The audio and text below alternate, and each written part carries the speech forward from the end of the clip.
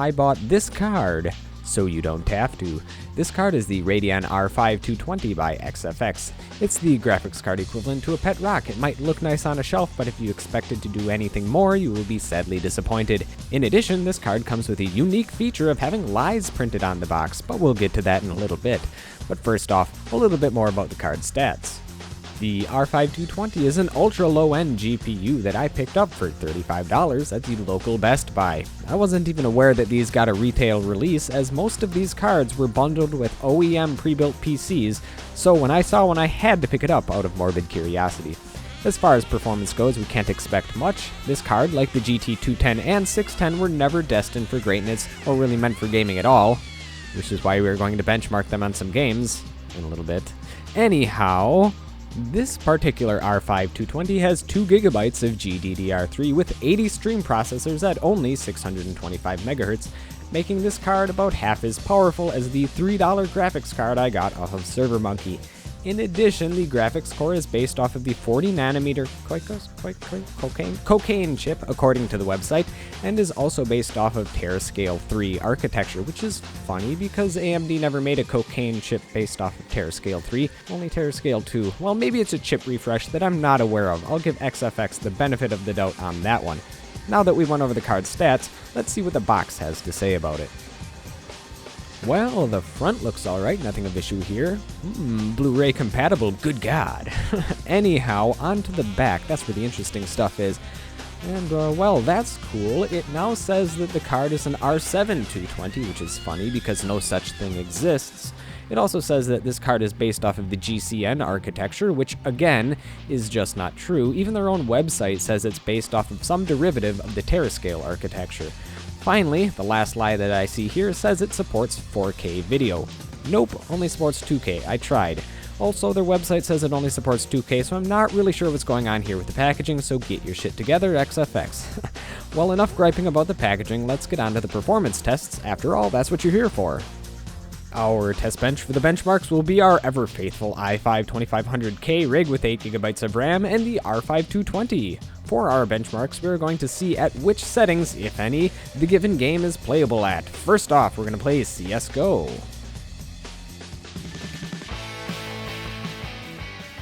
In order to get a playable frame rate on Csgo, we needed to drop the settings to their lowest at 720p.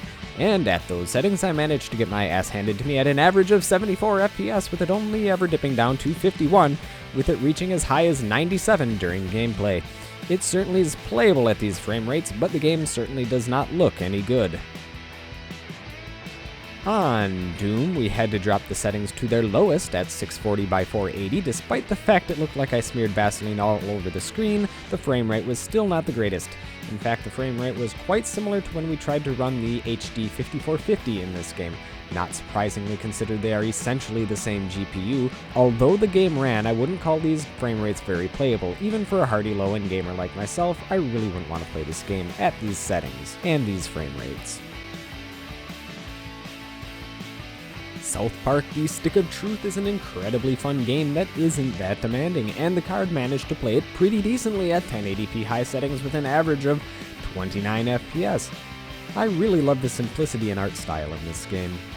But up next is my all-time favorite multiplayer first-person shooter game ever. It's none other than, of course, Blood and Bacon. I love Blood and Bacon. It's a cheap, easy, fun, arcade, multiplayer first-person shooter that doesn't take itself too seriously, and at max 1080p, we get a great frame rate of 55 FPS. Shooting murderous pigs as a bipedal skeleton has never felt so fun. Now on to one of my favorite open-world games of all times, Fallout New Vegas. On Fallout New Vegas, we had to drop the settings to low at 720p. At these settings, it's kind of unplayable, as any character more than a stone's throw away from you isn't rendered, leaving you frustrated as you search around for the raiders shooting at you. It's like a potentially lethal version of hide-and-go-seek. As for frame rates, we actually managed to get a pretty playable 45 FPS average, with it reaching as high as 64. So if the card can run New Vegas, can it run Fallout 4? There's only one way to find out.